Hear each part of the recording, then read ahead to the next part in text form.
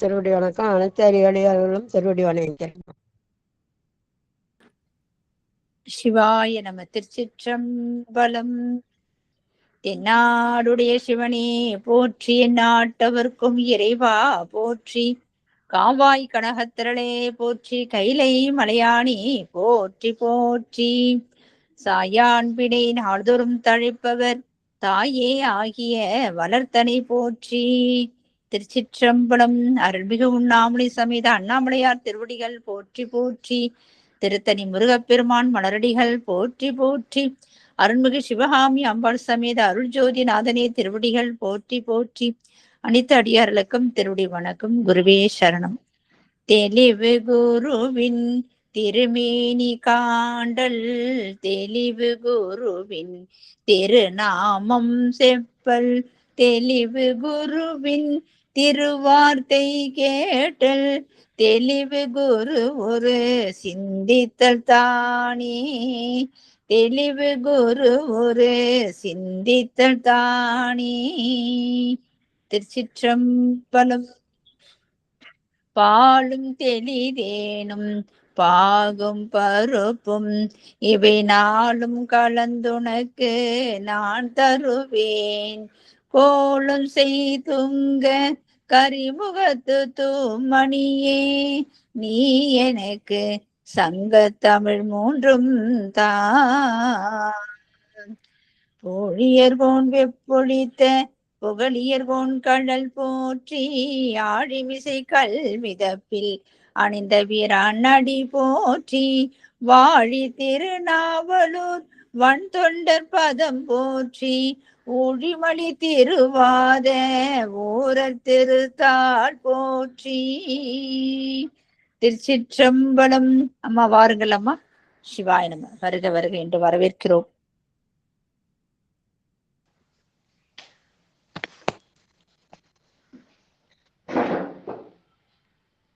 ஓம் நம சிவாய. திருச்சிற்றம்பலம். அனைத்து சீரடியார் பெருமக்களின் அருள் பொற்பாதங்களையும் அன்புடன் பணிந்து போற்றி வணங்குகின்றேன். சிவபரம்பொருளின் பெரும் கருணையினால் சிவனடியார் பெருமக்களின் அருள் வரலாற்றினை போற்றி வணங்குகின்ற திருத்தொண்டர் புராணத்தை சிந்தித்து கொண்டிருக்கின்றோம். இறைவன் திருவருளால தெய்வ சேக்கிழார் பெருமான் அருளிய திருத்தொண்டர் புராணத்திலே ஏயர்கோன் கலிக்காம நாயனார் புராணத்தை சிந்தித்துக் கொண்டிருக்கின்றோம். பாடப்பகுதி. தெய்வ சேக்கிழார் பெருமான் திருவடிகள் போற்றி போற்றி. எம்பெருமான் சுந்தரமூர்த்தி நாயனார் பெருமான் திருவடிகள் போற்றி போற்றி. எம்பெருமான் ஏயர்கோன் கலிக்காம நாயனார் பெருமான் திருவடிகள் போற்றி போற்றி. சென்ற வகுப்புல என்ன பார்த்தோம் அப்படின்னு ஒரு சிறு முன்னோட்டம் பார்த்துட்டு இன்றைய வகுப்புக்கு செல்வது சிறப்பா இருக்கும். சுந்தரமூர்த்தி நாயனார் பெருமான் இப்பொழுது தீர்த்தனகிரி என்று அழைக்கப்படுகின்ற அந்த திருத்திணை மாநகர் அங்க சென்று இறைவனை வணங்குகின்றார். சிவ கொழுந்தாத அருள் சுடராக இறைவன் விளங்குகின்றார். வணக்கம் அம்மா. திருவடி வணக்கம். அத்தகைய இறைவனை வணங்கி பணிந்து இறைவனார் வீற்றிருக்கின்ற சிவஸ்தலங்கள் எல்லாம் சென்று வணங்குகின்றார். தன்னுடைய ஜென்ம வாசஸ்தானமாகிய திருநாவலூருக்கு செல்கின்றார். அவருக்கு அந்த பழைய நினைவுகள்லாம் வருகின்றது. இந்த பழைய நினைவுகள் பார்த்தீங்கன்னா அதுவும் இறைவன் தன்னை வழிந்தாட்கொண்டது. திருமண கோலம் கொண்டு இங்கிருந்து கிளம்பி போனது, திருவெண்ணெய் நல்லூர்ல பழ ஆவணம் காட்டி ஆட்கொண்டது. இந்த அருட்கருத்துக்கள் எல்லாம் அதெல்லாம் மனசுல வர அந்த மகிழ்வுடனும் அன்புடனும் இறைவனை நாடி திருநாவலூர் சென்று இறைவன் வணங்குகின்றார்.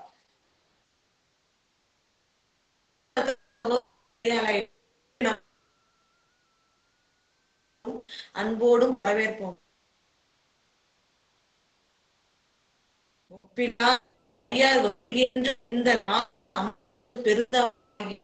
இந்த நாள்ல அவர் திரு வணங்கிலும் அடியாரும் பெருகும்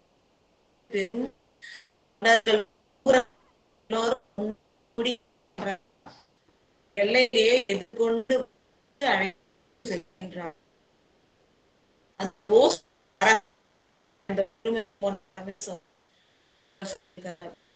நெட்டு கட்டாயி வருதுமா, நெட்டு கட்டாயி வருது போல இருக்கு. உங்க போனா எல்லாருக்கும் கேக்குதா?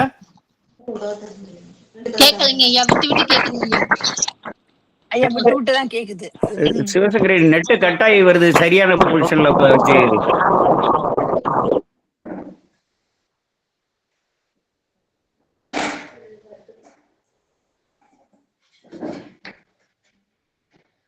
இப்ப எப்படி இருக்குன்னு பாருங்கம்மா. திருப்பி கட் ஆச்சுன்னா நான் இடத்த மாத்திக்கிறேன்.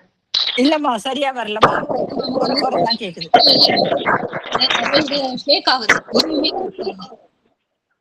கேக்கல சரியா கேட்க மாட்டேங்குது.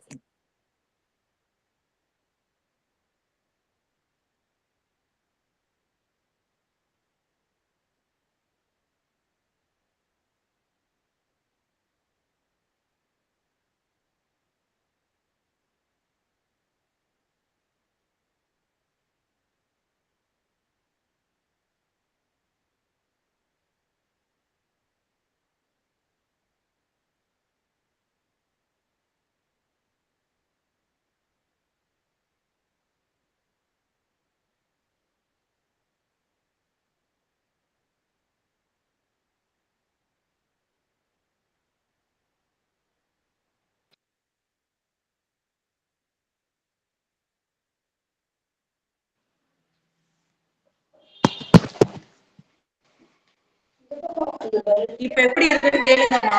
இப்ப எப்படி இருக்குன்னு கேளுங்க. சப்போஸ் திருப்பியும் ஏதாவது தரங்கள் வந்துச்சுன்னா இடத்த மாத்திடுறேன். வெளியில போயிட்டு திருப்பி வந்திருக்கேன்.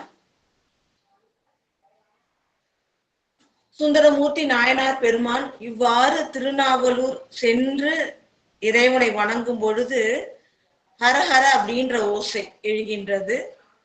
அதுவும் இந்த ஹரஹர என்ற எழும் ஓசை எப்படின்னு சொன்னா உலகும் கேட்கும்படி அந்த ஓசை எழுந்தது அப்படின்னு சொல்றாங்க. அந்த ஹரஹர அப்படின்ற ஓசையோட பெருமைய திருமூல நாயனார் தேவ நாயனாரே எவ்வாறு அருள் செய்திருக்கிறார் அப்படின்றத சொல்றோம். இப்போ எங்கெல்லாம் அருள் நிகழ்வு நடக்குதோ அப்பெல்லாம் அடியார் பெருமக்கள் கூட நின்று அந்த ஹரஹர அப்படின்ற ஓசையை எழுப்புவார்கள். போற்றி இறைவனுடைய பெருங்கருணையை போற்றி வணங்குறது தான் அந்த ஹரஹர அப்படின்ற ஒலி. அந்த ஒலி உலகங்களும் நிறையும்படி எழுந்தது அப்படின்னு சொல்லிட்டு, எப்படிப்பட்ட இறைவன் சிவ பரம்பொருள் அப்படின்னு சொன்னா, ஆவியினும் அடையத்தக்க, நம்மளுக்கு வந்து ஒருத்தவங்க அவங்களோட உயிர் தான் மிக மிக இன்றியமையாதது. அதை தான் பாதுகாத்து கொள்வாங்க. தனக்கு அடைய வேண்டியது தன்னுடைய உயிர் தான், உடலுக்கு அப்படின்ட்டு. அதை விட அடையத்தக்க பொருளாக விளங்குபவர் சிவபெருமான் அப்படின்னு சொல்லிட்டு, அத்தகைய ஆவியினும் அடையத்தக்க பொருளாகிய சிவபெருமானுடைய திருவடிகளை போற்றி கோவலன், நான்முகன், இந்திரன் அப்படின்னு சொல்லிட்டு எல்லோராலும் வணங்கப்படுகின்ற இறைவன் அப்படின்னு சொல்லிட்டு போற்றிட்டு தொண்டர் குழாத்தோட இனிது அங்கு அமர்ந்திருக்கின்றார். அதுக்கப்புறம் வந்து பல அந்த தொண்டை நாடு எப்படி இருக்கும் அப்படின்னு சொல்லிட்டு அந்த வளங்கள், அந்த இயற்கை வளங்கள், அந்த சூழல் இப்பவுமே திருக்கழுகுன்றம் போகும்போது இந்த சூழல்ல நம்ம பார்க்கலாம். சிறு சிறு முல்லை காடுகளும் சிறு காடுகளும் நிறைய வந்து பாலை நிலம் சொல்லுவோம்ல, அது போல இருக்கும். தூய நதிகளும் மலைகளும் வளமுடைய நெல் வயல்களும் இதெல்லாம் நிறைஞ்சு இருக்கின்ற திருக்கழுகுன்றத்தை சேர்கின்றார். வேதமே அங்கு மலையாக இருக்கின்றது. அதன் மேல அதுதான் சிறப்பா சொல்றாங்க, சுடர் கொழுந்து போல. அந்த எப்படி ஒரு மலை உச்சி மேல அந்த தீபம் ஏற்றுனா எவ்வளவு சிறப்பா இருக்குமோ, எங்கும் ஒளி பரவுமோ, அது போல அந்த மலையின் மீது இறைவன் வந்து சுடர் கொழுந்தாக வீற்றிருக்கின்றார். வேதகிரீஸ்வரர் என்னும் நாமத்தோடும் சொல்லிட்டு அங்க இறைவனை பாடுகின்றார். அதுக்கப்புறம் வந்து அந்த சுடர் கொழுந்து ஈசனை தொழுது இறைஞ்சி அந்த இன்னிசை படிகம், அந்த சொல்லும் பொருளும் அந்த ஓசை, அந்த இசையோடு இசைந்து இருக்கின்றது போல இந்த அருமையான திருப்பதிகத்தை திருக்கழுகுன்றத்திலே பாடி, அதுக்கப்புறம் அங்க வந்து திருக்கச்சூர் வருகின்றார். அதுவும் நாடிய நல் உணர்வினோடும் அன்பு உணர்வோடு எப்பொழுதும் இறைவனை மறவாத அந்த உணர்வோடு கச்சூருக்கு வருகிறார். பெருமை சொல்லும்போது அந்த ஒவ்வொரு ஊரையும் சுத்தி வந்து எயில் இருக்கும், அதாவது சுவர் இருக்கும். அது வந்து அந்த மதில் சுவர் பொன்னாலான அந்த கவசத்தால காக்கப்படுகிறது. அத்தகைய இந்த திருக்கச்சூர் ஆலக்கோயில். கச்சூர் அப்படின்றது ஊரோட பேரு, ஆலக்கோயில் அப்படின்றது அந்த திருக்கோயிலுடைய பெயர். எப்படி நம்ம திருவாரூரை பூங்கோயில் சொல்லுவோமோ அதே போல இது ஆலக்கோயில் சொல்லுவோம். அந்த திருத்தலத்துக்கு வருகின்றார். வந்து இறைவனை வணங்கி உள்ளம் உருக வணங்கி அதுக்கப்புறம் புறத்தை அணைகின்ற பொழுதாகிடுச்சு. அதாவது சாப்பிடுற தருகின்ற திரும்ப கட்டாவது சிவசங்கரி, திரும்ப கட்டாவதுமா?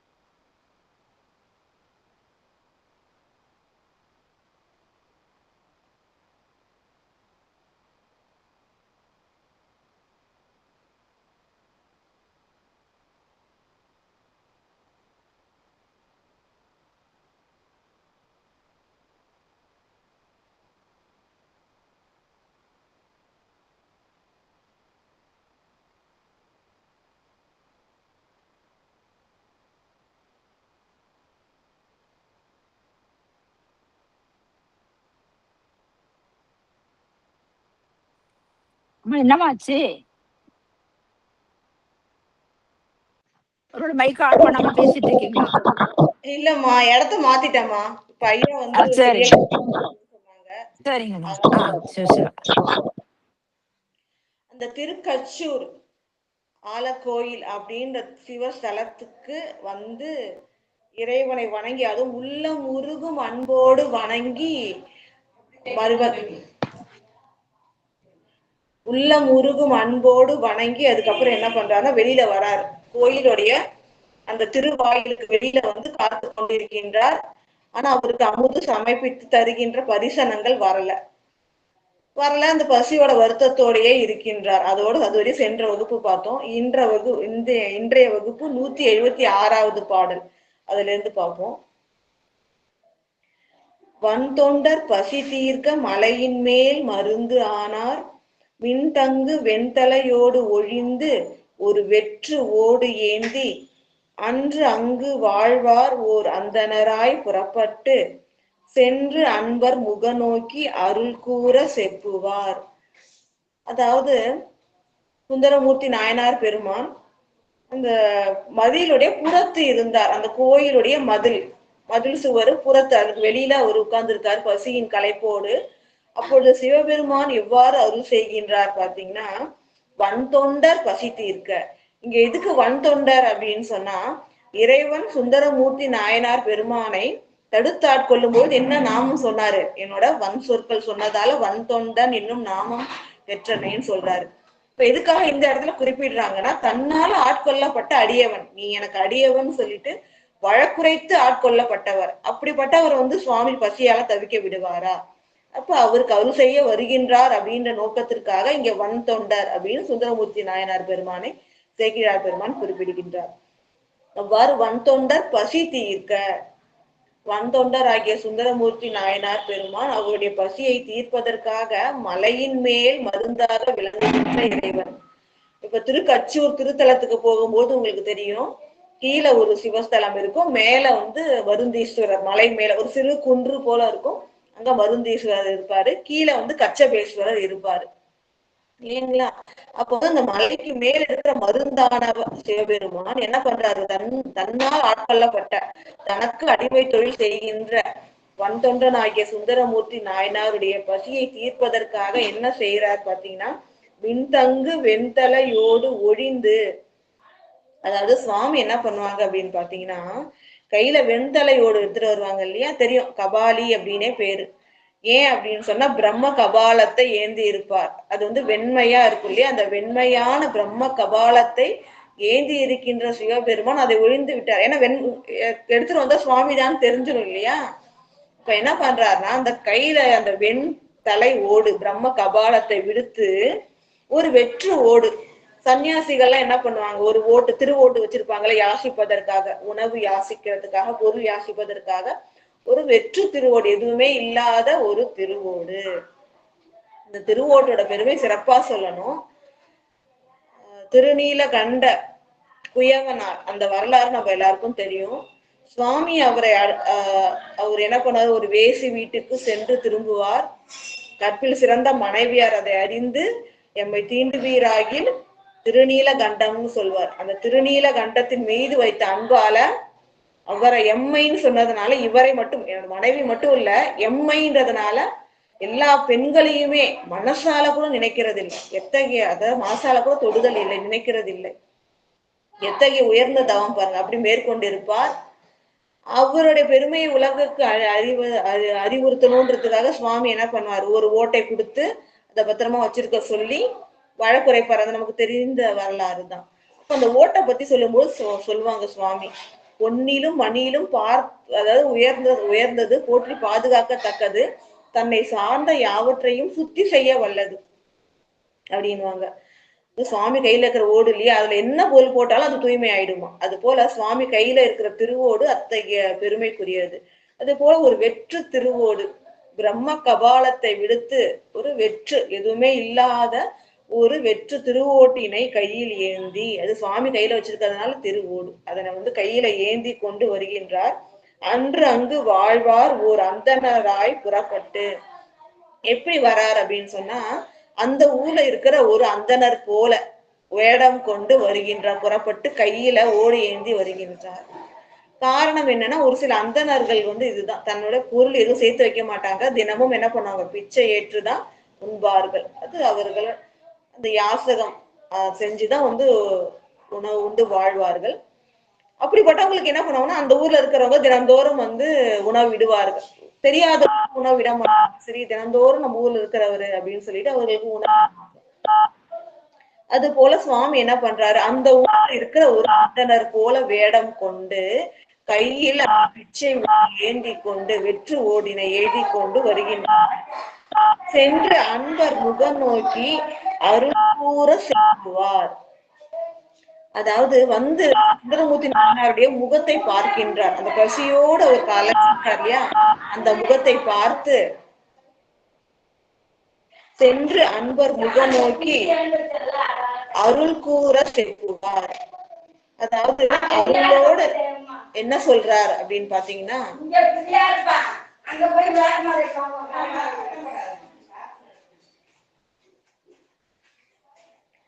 சென்று அன்பர் முகம் நோக்கி அருள் கூற செப்புவார்.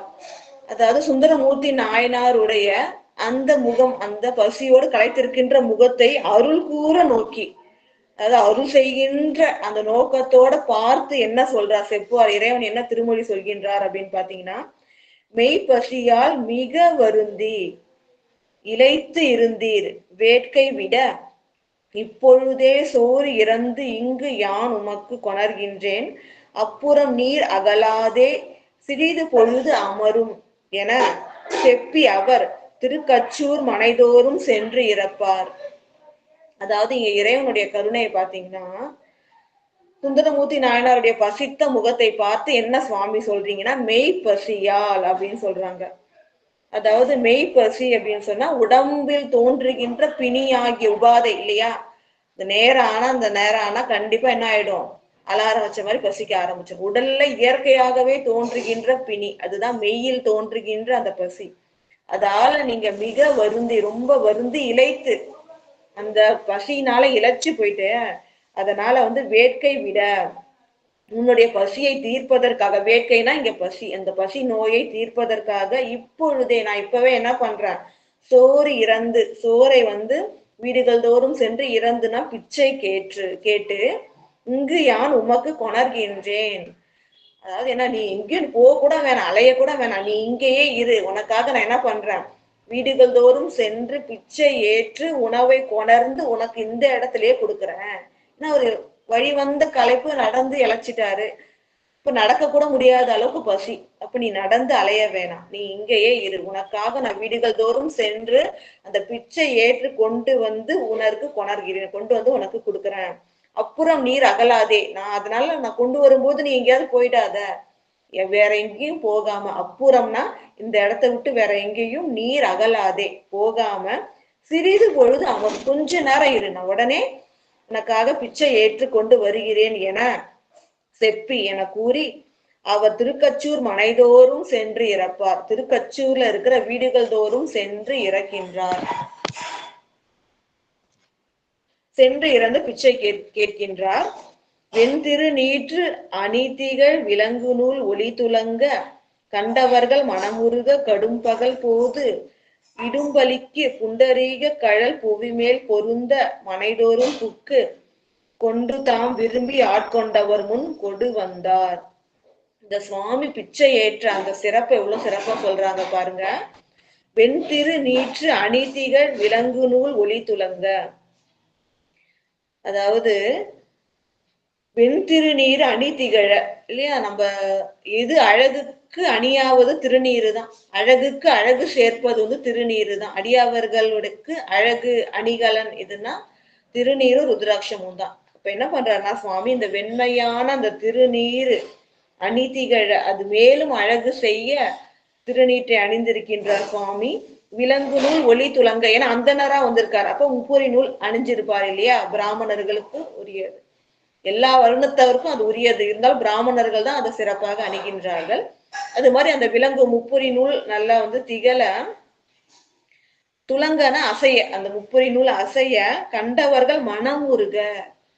இப்ப நம்மளே பார்த்தோம், நல்ல வெயில் அடிக்குது, அந்த நேரத்துல அவர் என்ன பண்றாருன்னா பாக்குறவங்களே மனமே உருகுதான். இந்த வெயில்ல கால்ல ஒரு செருப்புன்னு சொல்லுவோம் இல்லையா, அந்த காலணி கூட அணியாம சுவாமி என்ன பண்றாராம், திருவடி வருந்த நோவ சிவக்க நடக்கிறாராம். கண்டவர்கள் மனமுருக கடும் பகல் போது, பகல் அதுவும் கடும் பகல்னா உச்சி பகல், நல்ல வெயில் அடிக்குது, அந்த நேரம் இடும்பலிக்கு ஒவ்வொரு வீட்லயும் உணவுக்காக என்ன பண்றாருன்னா புண்டரீக கழல் புவி மேல் பொருந்த, புண்டரீகம்னா தாமரை, தாமரை போன்ற திருவடிகள் புவி மேல் பொருந்த, கால செருப்பு கூட காலணி கூட போட்டு வரல, இந்த பூமியில படுமாறு அந்த சுடு மணல், அந்த தரையில படுமாறு தாமரை போன்ற அந்த திருவடிகள் பட்டு சிவக்குமாறும் வருந்துமாறும் என்ன பண்றாராம், மனைதோறும் புக்கு, ஒவ்வொரு வீடாக சென்று, புக்குனா புகுந்து ஒவ்வொரு வீடாகவும் சென்று புக்கு கொண்டு தாம் விரும்பி ஆட்கொண்டவர் முன் கொண்டு வந்தார். அதாவது புக்கு கொண்டுனா என்ன, உள்ளார வீட்டுக்குள்ளார புகுந்து கொண்டு அவர்கள் தருகின்ற அந்த பிச்சையை ஏற்றுக்கொண்டு தாம் விரும்பி ஆட்கொண்டவர். ஏன் இவர் இவ்வளவு கஷ்டப்பட்டு சுவாமி கொண்டு வர்றாரு, எல்லாருக்கும் அந்த பாக்கியம் கிடைக்குமா, தன்னால விரும்பி ஆட்கொள்ளப்பட்டவர் இல்லையா. நான் உனக்கு அடியவன் இல்லைன்னு சுந்தரமூர்த்தி நாயனார் சொல்லியும் சுவாமி என்ன பண்றாரு, எவிடன்ஸ் எல்லாம் காட்டி என்னோட அடியவன் தான் சொல்லிட்டு வழக்கு வைத்து ஆட்கொள்கின்றார். விரும்பி ஆட்கொண்டார் இல்லையா சுந்தரமூர்த்தி நாயனார் பெருமான் இல்லையா. அதனால தான் விரும்பி ஆட்கொண்ட காரணம் என்னன்னா திருக்கைலாயத்திலே தனக்கு தொண்டு செய்த தொண்டன், விடாது அதாவது அகம்படிமை தொண்டுன்னு சுவாமி திருமேனியில பூசுகின்ற திருநீரும் தினந்தோறும் சுவாமி அணுகின்ற அந்த பூ மாலைகளும் சாத்துகின்ற அந்த பெருமைக்குரிய தொண்டை செய்தவர். அதனால அத்தகையவரை விரும்பி சுவாமி இங்கே ஆட்கொண்டார். அப்படிப்பட்ட தொண்டருக்காக ஒவ்வொரு வீடு தோறும் சென்று அவர்கள் தருகின்ற உணவை பெற்று கொண்டு சுந்தரமூர்த்தி நாயனாருக்கு கொண்டு வருகின்றார் நம்முடைய மலைமேல் மருந்தாக விளங்குகின்ற மருந்தீஸ்வர பெருமான். அந்த பெருமையை உணர்த்தும் விதமாக விருந்திட்ட நாதர் அப்படின்ற ஒரு சன்னதியும் திருக்கச்சூர் ஆல கோயில இருக்கு. இந்த திருத்தலத்தோட பெருமை பத்தி நமக்கு தெரியும். அதாவது கச்சபம் அப்படின்னா ஆமை. இந்த திருமால் என்ன பண்ணார் அப்படின்னு சொன்னா, அந்த நமக்கு எல்லாருக்கும் தெரியும் பார்க்கடலை கடைந்த அந்த வரலாறு. பார்க்கடல்ல இருந்து அமுது வரும், அப்ப கடைஞ்ச அமுதம் வரும் அப்படின்னு சொல்லும் பொழுது ஒரு கடலையே கடையணும்னா என்ன ஆகும், மத்து வேணும். அப்படின்னு சொல்லிட்டு அப்ப என்ன பண்றாங்கன்னா அந்த மேருமலையை மத்த வைக்கிறாங்க. அதுக்கு அந்த அந்த ஒரு பிடிமான வேணுன்றதால அடியில அவ்வளவு பெரிய மலையை தாங்கக்கூடிய ஒரு பெரிய ஒரு ஆமை வடிவம் எடுத்து திருமால் தாங்க அது மேல மேருமலையதான் மத்தா வச்சு என்ன பண்றாங்க, வாசுகி அப்படின்ற ஒரு பாம்பையே கயிறாக கொண்டு தலைப்பக்கம் அசுரர்களும் வால் பக்கம் தேவர்களும் பிடிச்சு என்ன பண்றாங்க, அந்த மலையை வந்து மத்தாக அந்த பார்க்கடலை கடையும் பொழுது முதல்ல ஆலவா நஞ்சுதான் வந்துச்சு நம்ம பார்த்தோம். அது போல அந்த அடியில அந்த மேரு மலையை தாங்கி இருக்காரு இல்லையா திருமால், அவர் வந்து அந்த திருமால் வந்து என்ன பண்ணாரா, ரொம்ப ஒரு மலையே தாங்கணும்னா எவ்வளவு ஒரு பெரிய உருவம் இருக்கும். அந்த உருவத்தோட என்ன பண்றாருன்னா இந்த வேலை முடிஞ்சதுக்கு அப்புறமா ஒரு கடல்ல எல்லாம் கலக்கிக்கிட்டு மற்ற உயிர்களுக்கு எல்லாம் துன்பம் செய்யும் பொழுது சுவாமி வந்து அவருடைய இந்த அகங்காரத்தை போக்கணும், அகந்தையை போக்கணும் அப்படின்றதுக்காக அவரோட ஓட்டையை எடுத்து என்ன அந்த அவரோட ஓடு அந்த ஆம ஓடை எடுத்து தன்னோட அணிகலனாக அணிஞ்சிருக்காரு. சுவாமியோட பதிகங்களை நிறைய பார்த்திருக்கோம், இந்த ஆமை ஓட்டை சுவாமி அணிஞ்சிருக்காருன்னு. அது காரணம் இதுதான், அந்த திருமாலுடைய செருக்கை அழிப்பதற்காக அந்த ஓட்டை எடுத்து அணிந்து கொண்டார் அப்படின்னு சொல்லிட்டு திருமால் அந்த ஆணவம் நீக்கி சுவாமியை வழிபட்டு நற்பேறு பெற்றார். இந்த கச்சபம் அப்படின்ற ஆமை வழிபட்டதுனால கச்சபேஸ்வரர், இந்த திருக்கச்சூர் ஆலக்கோயில்ல வீற்றிருக்கின்ற இறைவனுக்கு கச்சபேஸ்வரர் அப்படின்ற அருள் நாமம் உண்டு. அத்தகைய சிறப்பு பொருந்திய தலம். இப்ப நம்ம இந்த பெரிய புராணத்துல இதுக்கு முன்னாடியும் பார்த்திருக்கோம் நம்ம இல்லைங்களா. அதாவது சுந்தரமூர்த்தி நாயனார் பெருமான் குருகாவூர் வெள்ளடை போன வகுப்புல கூட சொன்னாது. சுந்தரமூர்த்தி நாயனார் பெருமான் மிகுந்த பசியோடும் தாகத்தோடும் இந்த வெயிலுடைய வெப்பத்தோடும் நடந்து வந்த வழிவருத்தத்தால வருந்தும் பொழுது சுவாமி என்ன பண்றாரு அப்படின்னு சொன்னா அவரோட வருத்தத்தை தீர்ப்பதற்காக நல்ல சாப்பாடு எல்லாம் பொதி சோறுன்னு சொன்னா உணவு காய்கறி எல்லாமே அதுல சேர்ந்து கலந்துருக்கும்.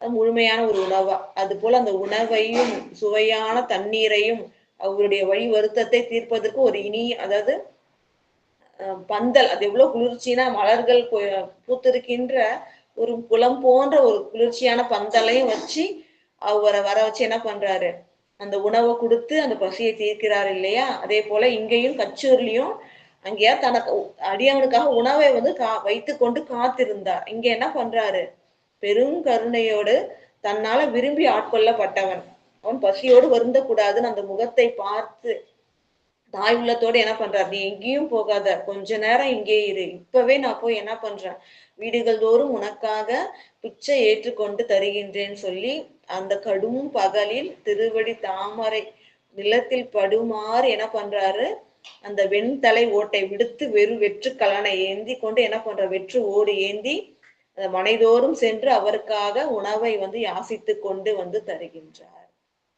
இது அடியார் பெருமக்களுக்கு எல்லாம் நிறைய இடத்துல சுவாமி இது போல அருள் செய்திருக்கின்றார். திருப்பயங்கிலேயும் நம்ம கேள்விப்பட்டிருக்கோம் இல்லைங்களா. திருநாவுக்கரசு நாயனார் பெருமான் மிகுந்த பசி வருத்தத்தோடு வருவார். இருந்தாலும் அவர் அது மனசுல கொள்ள மாட்டாரு. அது அந்த பசியோடைய துன்பத்தை கருதாமல் வரும் பொழுது சுவாமி பெருங்கருணையோடு என்ன பண்ணுவார், அவர் குடிப்பதற்காக ஒரு தடாகத்தை உருவாக்கி உணவு புதிசோறு கொண்டு காத்திருப்பாரு. அவர் வந்த உடனே இந்த புதிசோரை உண்டு உங்க களைப்பை இந்த தடாகத்துல இருக்கிற நீரை குடித்து கொண்டு இழப்பை நீக்கி கொண்டு போங்கன்னு சொன்னோடனே அது போல அவர் உணவு உண்டு பசியை நீங்கின உடனே சுவாமி என்ன பண்ணுவாரு, எங்க போறீங்க, திருப்பயங்கிலிக்கு போறேன் அப்படின்னு சொல்ல, நானும் அங்கதான் போறேன் வாங்கன்னு சொல்லிட்டு அழைத்து கொண்டு செல்வார். இந்த கோயில்கிட்ட வந்த உடனே சுவாமி மறைஞ்சிருவார். அந்த கண்ணீர் பொழிந்து அழுது இறைவனை வணங்கி பாடுவார் அப்படின்னு பார்த்தோம் இல்லையா. அதே போல திருஞான சம்பந்த பெருமானுக்கு அந்த குழந்தை இந்த 3 வயசுலயே வந்து அம்மே அப்பா அப்படின்னு அழுது திருத்தோணி சிகரம் பார்த்து அழுவும். அந்த அழுத உடனே பெருங்கருணையோடு சுவாமி உடனே என்ன பண்றாரு, உமையெண்ணையோடு வெல்விடை மீது வந்து என்ன சொல்றாரு, பொன் வள்ளத்தில் உனது உழைப்பாலை கறந்து இவனுக்கு ஊட்டு அப்படின்றார். அப்போ உயிர்கள் வந்து பசியால வருந்தும் பொழுது இறைவன் பெரும் கருணையோடு வந்து என்ன பண்ணுவார், அவரோட பசி துன்பத்தை நீக்குகின்றார் அப்படின்ட்டு பாக்குறோம். அடியவர்களுக்கு மட்டுமானா எல்லா உயிர்களுக்கும் சிவபெருமான் தான் தலைவன் இல்லையா. உயிருக்கு தலைவன் அவன் தான், அரசன் அவன் தான். இப்ப எல்லா உயிர்களையும் காக்கின்றவன் அவன் தான். திருவிளையாடல் புராணத்துல பாக்குறோம், பரஞ்சோதி முனிவர் அருளியது. அதுல பன்றிக்கும் பால் ஊட்டியவன் இறைவன். இறைவனோட பெரும் கருணை பாருங்க. அடியவர்களுக்கு அருள் செய்வது மட்டும் இல்லாம உயிர்களுக்கு அருள் செய்வது மட்டும் இல்லாமல் ஒரு பன்றி குட்டிகளுக்கும், அந்த வரலாறு ரொம்ப பெருசா இருக்கும். இருந்தாலும் ஒரு சுருக்கமா சொல்றேன். இறைவனுடைய பெரும் கருணை. ஒரு உயிர், தன்னால் படைக்கப்பட்ட உயிர் உணவுக்காக வருந்தும் பொழுது தாய் உள்ளத்தோடு சென்று பசி தீர்ப்பான். அந்த பன்றி குட்டி நம்மள அதை பார்க்கவே அருவருக்கப்படும் இல்லையா? அதற்கு தாய் பன்றியாக சென்று இறைவன் பால் ஊட்டுவான். அதாவது ஒரு 12 புதல்வர்கள் இருப்பாங்க. மனுஷ பிறவில பிறந்து இருப்பாங்க. இருந்தாலும் மதுரையம்பதி அருகே இந்த சம்பவம் நடக்குது. இந்த வரலாற்று நிகழ்வு. அவங்க பிரகஸ்பதி அப்படின்னு சொல்ற அந்த தேவ குருவானவர் தவம் செய்து கொண்டிருக்கின்றார். இந்த 12 பிள்ளைகளும் தவத்துக்கு இடையூறு செய்கின்றார்கள். அவர் சாபம் கொடுத்துடுறாரு, பன்றி குட்டியா பிறந்து துன்பப்படணும்னு சொல்லிட்டு. அப்போ அவங்க சாப விமோசனம் கேட்க இறைவனே உங்களுக்கு அருள் செய்வார் சொல்றாங்க. அதே போல அந்த 12 புதல்வர்களும் ஒரு காட்டு பன்னி அரசனுக்கும் அந்த காட்டு பன்னி ராணியா இருக்கு. அந்த பன்றிகளுக்கு பன்றி குட்டிகளாக அந்த சாபம் பெற்ற 12 பேரும் பிறக்கிறாங்க. பாண்டிய நாட்டு அரசன் ராஜராஜ பாண்டியன் அவன் என்ன பண்றான்னா வேட்டையாடுவதற்கு வருகின்றான் காட்டுக்கு. காடுகள்ல எதுக்கு வேட்டையாடுவாங்கன்னா, அதிகமா விலங்கினங்கள் மிகுதி ஆயிடுச்சு அப்படின்னு சொன்னா அது நாட்டுக்கு உணவுக்காக நாட்டுக்கு மக்களுக்கு துன்பத்தை ஏற்படுத்தும் அப்படின்ற காரணத்தால அப்பப்போ பெருக்கம் வரும்பொழுது, விலங்குகள் பெருக்கம் ஏற்படும் பொழுது வேட்டையாடுவது மரபு. அப்ப அது போல வேட்டையாடுறாங்க. உடனே பன்றி அரசன் இல்லையா, அந்த 12 குட்டிகளுக்கும் தந்தையாகிய பன்றி அரசன் அது போருக்கு போகுது. இப்போ பெண் பன்றியும் அந்த 12 குட்டிகளோட அம்மாவும் போகுது. பெண் இந்த பன்றி அரசன் வேணான்னு தடுத்தாலும் அது சொல்லல, நீங்க எனக்கு உயிர் போல, இந்த உயிரை விட்டு இந்த உடலானது இங்க இருக்காது, அதனால நானும் வருவேன்னு சொல்லிட்டு அப்ப அந்த பன்றி அரசன் கேட்கும். இந்த 12 குட்டிகள் என்ன ஆகுறது அப்படின்னும் போது இப்ப சொல்லும், இந்த 12 குட்டிகளை படைத்த இறைவன் பாவியா, அவன் காப்பான், அவன் இந்த 12 உயிர்களையும் காப்பான் அப்படின்னு சொல்லிட்டு அவ்வளவு ஒரு நம்பிக்கை. அந்த பன்றி இனத்துக்கும் எவ்வளவு ஒரு ஞானம் பாருங்க. உயிர்களை படைத்தது இறைவன் தான். அப்ப எல்லா உயிர்களையும் காக்கின்ற கருணையாலும் காப்பான் அப்படின்னு சொல்லிட்டு போருக்கு சென்று ரெண்டுமே போர்ல இறந்துடுது. இந்த சாபப்படி அந்த 12 பன்றி குட்டிகளும் அழுகின்றது. அந்த அழுகின்ற அந்த ஓசை கேட்டு அந்த இறைவன் மனம் இறங்கி அவரு அந்த தாய் பன்றி போல அந்த குட்டிகளுக்கு பால் ஊட்டி அந்த பசியை தீர்த்தார். அத்தகைய பெருங்கருணையாளர். அதற்கப்புறம் சுவாமியுடைய அந்த உழைப்பாலை உண்டதால் அதெல்லாம் மந்திரிகளாகி சேவை செய்தது, அந்த பெரும் பேறு பெற்றது அப்படின்னு பார்க்கிறோம். அது போல எல்லா உயிர்களுக்கும் இறைவன் பெரும் கருணை செலுத்துவான், சிவபரம்பொருளானவன். அத்தகைய இறைவன் இவ்வாறு உணவை இறந்து கொண்டு தர 179வது பாடல். இறந்து தாம் கொடு வந்த இன் அடிசிலும் கரியும் அறந்தை தரும் பசி தீர அருந்துவீர் என அளிப்ப பெருந்தகையார் மறையவர் தம் பேர் அருளின் திறம் பேணி இறந்த பெரும் காதலினால் நேர் தொழுது வாங்கினார். அதாவது இறந்து வந்தனா பிச்சை எடுத்து கொண்டு வந்த இன் அடிசில், இந்த இன் அடிசல்னா இனிய சோறு, அந்த சோறும் கறியும் காய்கறியும் வாங்கிட்டு வர்றார், குழம்பு காய்கறி இது எல்லாமே. இதுவும் அறந்தை தரும் பசி தீர அருந்துவீர், அறந்தைனா துன்பம், உனக்கு துன்பம் தருகின்ற உன்னை வருத்துகின்ற அந்த பசியை தீர இதை உண்பீர் அப்படின்னு சொல்லிட்டு சுவாமி பிச்சை எடுத்து அந்த உணவை தராரு. என அளிப்ப, அது அளிப்பனா கொடுக்கல, அளிப்பனா கருணையோடு தருகின்றார் அப்படின்னு அருளோடு தருகின்றார். இப்ப சுவாமி இறந்து கொண்டு கொடுத்தது இல்லையா, அப்பனா சுவாமி இந்த பெரும் கருணையோட அருளோட அந்த உணவை தர பெருந்தகையார் மறைவர்த்தம் பேர் அருளின் திறம்பேணி. பெருந்தகையார் அப்படின்னு சொன்னா சுந்தரமூர்த்தி நாயனாரை குறிக்கின்றது. ஏன்னா சுவாமியே தனக்காக பிச்சை ஏற்கின்ற அளவுக்கு இந்த புண்ணியம் செய்திருக்கின்ற, தொண்டு செய்திருக்கின்ற பெருந்தகையார், அதனால்தான் பெருந்தகையார் சொல்றாங்க. வலிந்து ஆட்கொள்ளப்பட்ட பெருமை மட்டும் இல்ல, தன் பொருட்டு இறைவன் வீடுதோறும் சென்று பிச்சை ஏற்கின்றார். அத்தகைய பெருமைக்குரிய பெருந்தகையார் ஆகிய சுந்தரமூர்த்தி நாயனார் பெருமான் மறையவர் தம் பேர் அருளின் திறம் பேணி, மறையவராக தன்னை மறைத்து கொண்டு வந்த, இங்க மறையவர்னா வேதியர் அப்படின்னு ஒரு பொருள் எடுத்துக்கலாம், அந்தனராக வந்த சிவபெருமானின் பேரருள் இல்லையா, உண்மையிலேயே பேரருள். தனக்கு பிச்சை ஏற்கிறத பத்தி யோசிக்காம தனக்குன்னு யோசிக்காம இன்னொரு அடியவருக்காக சென்று கடும் பகல்ல பிச்சை ஏற்று வருகின்றார் இல்லையா, அந்த அதாவது இறைவன் தெரியறதுக்கு முன்னாடியே என்ன ஆகும், ஒரு அடியவர் நமக்காக மேனி வருந்த வீடுதோறும் சென்று யாசகம் கொண்டு வருகின்றாரே அப்படின்னு சொல்லிட்டு அவரோட பேர் அருளை போற்றி வணங்கி பெருளின் திறம் பேணி அவருடைய அந்த பிச்சை ஏற்று வந்த அந்த தன்மையை பாராட்டி சுந்தரமூர்த்தி நாயனார் பாராட்டி என்ன பண்றாருன்னா, நிறந்த பெரும் காதலினால் உள்ளத்தில் எழுந்த காதல். இது என்னன்னு சொன்னா, இறைவனுக்கு கூடவே இருந்து தொண்டு செய்தார் இல்லையா, அதனால தன்னையும் அறியாம அது அவரு மேல ஒரு அன்பு வருகின்றது. சுவாமி தன்னை மறைத்து கொண்டு வந்தாலும், இந்த சுவாமி மறைச்சு வந்தாலும் திருவுரு பார்க்கும்போது எப்படி இருக்கும், அடியவருக்கு தெரியும் இல்லையா, அதனால தன்னையும் அறியாமல் ஒரு அன்பும் பக்தியும், அதான் நிறந்த பெரும் காதலினால் எழுந்த உள்ளத்துல பெரும் காதலினால் நேர் தொழுது வாங்கினார். அவரை வணங்கி என்ன பண்றாரு, அந்த உணவை பிச்சை ஏற்றுக்கொண்ட உணவை வாங்குகிறார். வாங்கி 180வது பாடல். வாங்கி அத்திரு அமுது வன் தொண்டர் மருங்கு அணைந்த ஓங்கு தவ தொண்டருடன் உண்டருளி வந்து இருப்ப ஆங்கு அருகு நின்றார் போல் அவர் தம்மை அறியாமே நீங்கினார் எப்பொருளும் நீங்காத தன்மையினார். அதாவது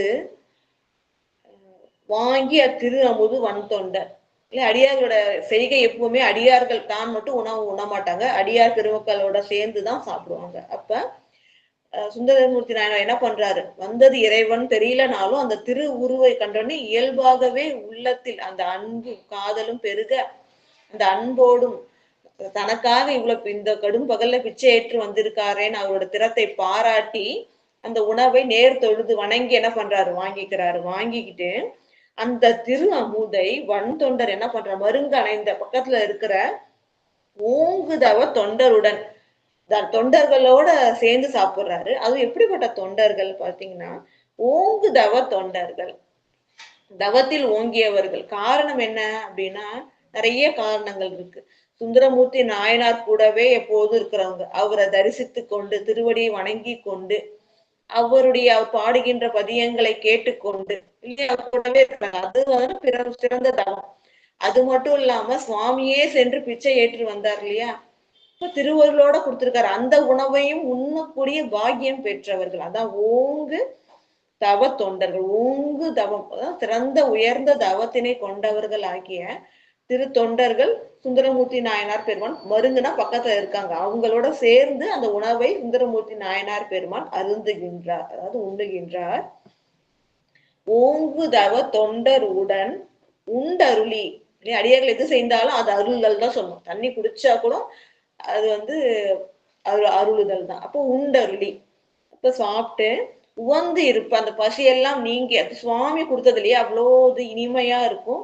அந்த பசியை நீங்கி இன்பத்தோடு இருக்கிறாங்க அடியார் பெருமக்களோட சுந்தரமூர்த்தி நாயனார் பெருமான்.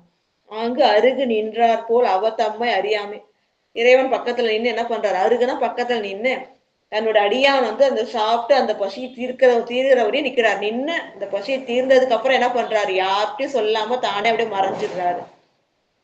அங்கு அருகு நின்றார் போல் அவர் தம்மை அறியாமை, பக்கத்துல நின்றுட்டு இருக்காரு. அருகுனா பக்கத்துல நிக்கிறாரு, ஆனா அறியாம அதாவது இவரு திடீர்னு எங்கதான் போனார்னு தெரியாம என்ன பண்ணிடுறாரு, அப்படியே மறைஞ்சு போறாரு. அவர் தம்மை அறியாமை நீங்கினார், மறைஞ்சிடுறாரு. அவர் எப்படிப்பட்டவர் சுவாமினா, எப்பொருளும் நீங்காத தன்மையினார் அப்படின்றாங்க. அதாவது எல்லா பொருள்லயும் சுவாமி கலந்து இருக்கின்றார் இல்லையா, பார்க்கும் இடமெல்லாம் நீக்கமர நிறைந்திருக்கும் சுத்த புத்த சச்சிதானந்த ஸ்வரூபியானவர் சிவபரம்பொருளானவர் அப்படின்னு சொல்லிட்டு சொல்லுவாங்க. அதாவது திருத்தொண்டர் புராணத்துல சேக்கிழார் பெருமான் எப்படி சொல்லுவாங்கன்னா, ஆதியாய் நடுவுமாகி அளவிலா அளவுமாகி சோதியாய் உணர்வுமாகி தோன்றிய பொருளுமாகி ஆணுமாய் பெண்ணுமாகினும். அதாவது தோன்றிய பொருள்னா என்னென்ன பொருள்லாம் தோன்றிருக்கோ எல்லா பொருள்லயும் இருக்கிறது சிவபரம்பொருள் தான். பொருள் சொன்னதால அது உயிருள்ள பொருள் உயிர் இல்லாத பொருள் இல்லை, எல்லா பொருள்லயும் விளங்குவது சிவபரம்பொருள் தான். அதுதான் இங்க சொல்றாங்க, எப்பொருளும் நீங்காத தன்மையினார். இப்போ சுவாமி இல்லைன்னா அந்த பொருள் அழிஞ்சிடும். உடல்ல சுவாமி இருக்கார், அதனாலதான் ஏங்கி கொண்டு இருக்கின்றோம் இல்லையா. அதாவது ஆனந்த கூத்தை எப்படி சுவாமி தில்லையா நிகழ்த்தி கொண்டிருக்கின்றாரோ ஒவ்வொரு உயிரோட இதயத்திலையும் சுவாமி அந்த திருநடனத்தை ஆடிக்கொண்டு இருக்கின்றார். அதனால ஏங்கிட்டு இருக்கோம். இந்த சுவாமி போயிட்டாருன்னா உடலை ஏன் எரிச்சிடும், தானாவே அழிய ஆரம்பிச்சிடும். அது அப்ப என்ன ஆகுது அப்படின்னு பாத்தீங்கன்னா, இப்ப எல்லா பொருளையும் இருக்கிறது சிவபரம்பொருள் தான். அவர் நீங்கினா அந்த பொருள் அழிந்து விடும். இப்ப அந்த எல்லாம் போய் இப்ப என்ன ஒரு பொருள் நிலை பெற்று இருக்குன்னா உலகத்துல எல்லாருமே சுவாமியோட அம்சம் தான் அது.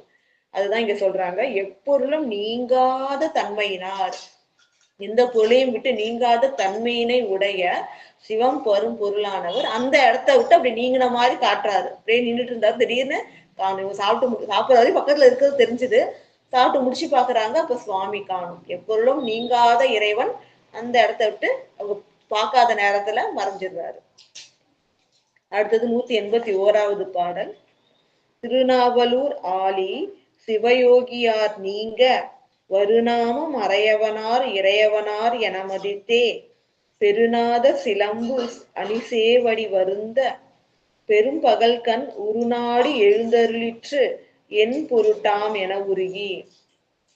அப்படின்னு நின்றுட்டு இருந்தார் பக்கத்துல, திடீர்னு பார்த்தா காணும். அப்ப என்ன தெரிஞ்சிச்சுன்னா வந்தது சுவாமி தான் அப்படின்றது இவருக்கு உணர்றாரு. அதுதான் சொல்றாங்க, திருநாவலூர் ஆலி. திருநாவலூர் ஆள்பவன் அப்படின்னு சொன்னா அரசராகிய, இல்லையா? திருநாவலூர் ஆலினா அரசராகிய தலைவராகிய சுந்தரமூர்த்தி நாயனார் பெருமான் சிவயோகியார் நீங்க. சிவயோகத்தினை மேற்கொள்பவராக தானே சுவாமி வர்றார், அந்தனரா. அப்படி வந்த சுவாமி நீங்க தன்னுடைய உருவை மறைத்து கொள்ள வருநாமம் மறையவனார். நாமம்னா புகழ். வருநாமம் மறையவனார், புகழ் பெற்ற மறையவனார், அதாவது சிவயோகியார் போல, அதாவது மறையவன் வேதம் ஓதுகின்றவர் போல வந்தவர் இறையவனார் என மதித்தே. அப்பதான் தெரியுது, டக்குன்னு மறைஞ்ச உடனே இவர் வந்தது வேதியர் போல வந்தது சிவபரம்பொருள் தான் என மதித்தே உணர்ந்து பெருநாத சிலம்பு அணி சேவடி வந்த. சுவாமி திருவடியில இந்த அந்த சேவடினா செம்மையானது, செவ்வா இருக்கிறதுனால மட்டும் கிடையாது, உயிர்களுக்கெல்லாம் செம்மை நெறி, அதாவது செம்மை நெறினா சிவநெறி. அப்படின்னா சிறப்பா சொல்லணும், எளிமையா சொல்லணும்னா இறைவன் திருவடியை வணங்கினா சிவப்பேரு கிடைக்கும் உயிர்களுக்கு எல்லாம். சிவப்பேரு எதுக்காக நமக்கு கிடைக்கும்னா இந்த துன்பமில்லாத வாழ்வுக்காக. அதாவது பிறவின்றதே துன்பம், இந்த துன்பம் நீங்கணும் இல்லையா, அப்ப நமக்கு சிவப்பேரு கிடைக்கணும். சிவப்பேரு கிடைச்சா துன்பம் நீங்கிடும், பிறப்பு கிடையாது. அந்த சிவப்பேரை எது தரும்? சிவபெருமானுடைய திருவடி தான் தரும். ஏன் அடியார் பெருமக்கள் பதிகங்கள் எல்லாமே திருவடி திருவடி திருவடி சொல்லுதுன்னா இதுதான். உயிர்கள் இந்த பிறப்பு இறப்பு துன்பத்துல உழன்று, ஒரு சில பேர் இந்த பிறப்பை விரும்புவாங்க, அது வேற விஷயம். ஆனா போதும் அப்படின்ற ஒரு சலிப்பும் ஒரு வருத்தமும் இறைவன் திருவடி மீது மிகுந்த காதல் எழுகின்றதோ இறைவன் திருவருளால, அப்ப திருவடியை அடியவர்கள் வணங்குவார்கள். இந்த திருவடி சிவப்பேற்றினை தரும். அத்தகைய அந்த சிவப்பேற்றினை தரு, அதுதான் நல்ல சேவடின்றாங்க. சேவடினா செம்மை திருவடின்னு அர்த்தம். செம்மைனா அந்த வீடு பேற்றினை தருகின்ற, பிறவி இல்லாத வீடு பேற்றினை தருகின்ற திருவடி. அதனாலதான் இறைவன் திருவடியையே வணங்குறாங்க. நடராஜ பெருமான் ஐந்தொயிலும் ஏற்றுகின்ற நடனம் சிறப்பானது. இருந்தாலும் அந்த குஞ்சித பாதம் தூக்கிய திருவடி எதுக்கு சிறப்பு அப்படின்னு, ஏன் அதை திருவடி முதல்ல பார்க்கணும், இதுதான் சுவாமியே காட்டுறாங்க. என்னுடைய அருள் வேணும்னா திருவடியை தரிசித்து அதை பிடித்து கொண்டு அருள் பெறுவாய் அப்படின்னுட்டு. அந்த திருவடியை அந்த பிறவி குழியிலிருந்து எடுக்கின்ற, அதுதான் எடுத்த திருவடி, தூக்கிய திருவடின்னு சொல்லுவோம். அப்ப அந்த பிறவியை நீக்குகின்ற அந்த தூய திருவடி, அந்த சேவடி, அந்த சேவடியில என்ன அணிஞ்சிருக்கார் சுவாமி அப்படின்னு பாத்தீங்கன்னா பெருநாத சிலம்பு அப்படின்னு போட்டிருக்காங்க. அதாவது பெருநாத சிலம்பு அப்படின்னு சொன்னா இந்த அந்த நாதத்திலேருந்துதான் அந்த உயிர்கள் எல்லாமே தோற்றுவிக்கப்படுது. நமக்கே தெரியும், சிவம் ஜோதி ஸ்வரூபமா இருக்கும் பொழுது படைப்பே கிடையாது, அதுக்கு இச்சை வருது. உயிர்கள் எல்லாம் உய்யணும் அப்படின்னு இச்சை கொள்ளும் பொழுதுதான் என்ன ஆகுது அப்படின்னு சொன்னா சிவமும் சக்தியுமாக பிரிக்கின்றது. இந்த சக்தி அந்த மாயையிலேருந்து தான் ஏதாவது உலகங்கள் உயிர்கள் எல்லாம் தோற்றுவிக்கின்றன. அதெல்லாம் மாதிரி உலகத்தினை தோற்றுவிக்கின்ற, உயிர்களை எல்லாம் தோற்றுவிக்கின்ற அந்த நாதத்தினை தருகின்ற அந்த சிலம்பு, அதே சுவாமி திருப்பாதங்கள்ல அணிஞ்சிருக்கின்றார். அந்த பெருநாத சிலம்பு, பெருநாதம் அது. ஏன்னா எல்லா உயிர்களையும் தோற்றுவிக்கின்ற அந்த சுத்த மாயை, அந்த அந்த அத்தகைய அந்த மாயை உற்பத்தி வைக்கின்ற அந்த சிலம்பு அணிந்திருக்கின்ற சிவபெருமான் சேவடி வருந்த பெரும் பகல்கன். அந்த அந்த அது மாதிரி உயிர்கள் எல்லாம் உலக சர்வலோகங்களையும் படைக்க வல்ல அந்த சிலம்பின் ஓசை படைக்கின்றது. அத்தகைய பெருமை பொருந்திய சிலம்பை அணிந்திருக்கின்ற அந்த சேவடி வருந்த பெரும் பகல்கன், கடுமையான வெயில் கொண்ட பகல்ல உருநாடி உருவம் கொண்டு எழுந்தருளி வந்தது. எழுந்து எனக்கு அருள் செய்தது என் பொருட்டாம். எனக்காக தான் சுவாமி என்ன பண்றார், திருமேனி தாங்கி எழுந்தருளி பிச்சை ஏற்று எனக்கு கொடுத்திருக்காரு அப்படின்னு சொல்லிட்டு என்னை உருகி, அதை நினைச்ச உடனே உள்ளம் உருகி ஒரு பதிகம் பாடுகின்றார். என்ன பதிகம் அப்படின்னு சொன்னா, முதுவாய் ஓடி கதற முதுகாட்டெறி கொண்டாடல் முயல்வாணி அப்படின்ற பாடலை பாடுறாரு. அந்த பாடல் பத்தி சொல்றாங்க பாருங்க. 182வது பாடல்ல, முதுவாய் ஓரி என்று எடுத்து முதல்வனார் தம் பெரும் கருணை அதுவாம் இது என்று அதிசயம் வந்து எய்த கண்ணீர் மழை அருவி புதுவார் புனலின் மயிர்புலகம் புதைப்ப பதிகம் போற்றி இசைத்து மதுவார் இதழி முடியாரை பாடி மகிழ்ந்து வணங்கினார். அதாவது இந்த முதுவாய் ஓரி கதற அப்படின்னு சொல்லிட்டு ஒரு பதிகம் பாடுகின்றார். என்று எடுத்துதான் இறைவனுடைய பெருமைகள் எல்லாம் எடுத்து சுவாமியை போற்றுகின்றார். மங்கை பாகர் மகிழ்ந்து என்று முதல்வனார் தம் பெரும் கருணை அதுவாம் இது என்று அதிசயித்து, முதல்வனான யாவற்றுக்கும் முதல்வனாகவும் முதன்மையாகவும் முதல் பொருளாகவும் விளங்குகின்றவன் சிவபெருமான். இறைவனுடைய பெருங்கருணை அதுவாம் இது. அதாவது என்னன்னா, அதுனா என்ன, இதுனா என்ன அப்படின்னு பாத்தீங்கன்னா, அதுன்றது பெருங்கருணை, இதுன்றது சுவாமி தன் பொருட்டு யாசகம் பெற்று வந்தது. உன்னோட பெருங்கருணை இதுதானா, என்னிடம் எனக்காக யாசகம் பெற்று வந்து உணவு கொடுத்தியப்பா. இந்த மாதிரி அவரே என்ன பண்ணிருக்கலாம், உணவு தயாரிச்சு அவரே வச்சிருந்திருக்கலாம், கொடுக்கலாம். ஆனா என்ன பண்றாரு, தன் அடிவர் மேல எத்தகைய ஒரு பரிவு கொண்டிருக்கின்றான், இறைவன் கருணை கொண்டிருக்கின்றார் காட்டுவதற்காக என்ன பண்றாரு, கடும் பகல்ல பிச்சை ஏற்று தந்து பசியை தீர்க்கின்றார். அப்ப உன்னுடைய பெரும் கருணை அதுன்றது பெரும் கருணை, அது இதுவோ, எனக்காக யாசித்து தருவதோ அப்படின்னு சொல்லிட்டு நினைத்து உருகுகின்றார். அதுவாம் இது என்று அதிசயம் வந்து எய்த. இப்படிலாம் உன்னுடைய கருணை இருக்குமா, அதிசயம்னா என்ன அர்த்தம், இப்படிலாம் உன்னுடைய கருணை இருக்குமா அப்படின்னு போற்றி சொல்லுவாங்க இல்லையா. அதிசயம் வந்து எய்த கண்ணீர் மழை இத்தகைய அந்த இறைவனுடைய கருணை நினைத்த உடனே தானாவே கண்ல இருந்து என்ன ஆகுது, கண்ணீர் பொழிந்து மழை அருவி துளிர்ப்பனா லைட்டா துளிர்க்குது, ஆனா அருவி போல பொழிகின்றதாம். பொழிந்து புதுவார் புனலின் மயிர்புலகம் புதைய. என்ன ஆகுது அப்படின்னு பாத்தீங்கன்னா, உடம்பு முழுவதும் உடம்பு முழுவதும் நினைக்குது. அந்த அளவுக்கு கண்ணிலிருந்து தண்ணீர் பெருகி கொண்டே இருக்கின்றது இறைவனுடைய கருணை நினைத்து. உடம்பெல்லாம் என்ன ஆகுதுன்னா மகிழ் புலகம், அதாவது புலகாங்கிதான் அடைஞ்சிட்டான், புல்லரிச்சு போயிட்டோம்னு சொல்லுவோம் இல்லையா. உடம்பு ஃபுல்லா ஒரு அதிசயம் நிகழ்ந்ததுன்னா அது போல இந்த அதிசயத்தை நினைத்து உடம்பெல்லாம் இந்த புலகாங்கிதம் கொல்ல, முடியல அப்படி நேரம் நிக்கும், அப்படி சாயாம, அதுதான் புலகாங்கிதம் சொல்லுவோம். ஒரு அதிசயத்தினாலும் ஆச்சரியத்தினாலும் அது போல புலகாங்கிதம் கொல்ல அப்படி நின்றுட்டு இருக்கிற அந்த தண்ணியக்குள்ளார ஃபுல்லா எது நிரம்பி இருக்கான், கண்லேருந்து வர தண்ணி நிரம்புதான். அந்த அளவுக்கு கண்லேருந்து தாரை தாரையாக அருவி போல கண்ணீர் பொழிந்து அழுகின்றார். எத்தகைய அன்பு!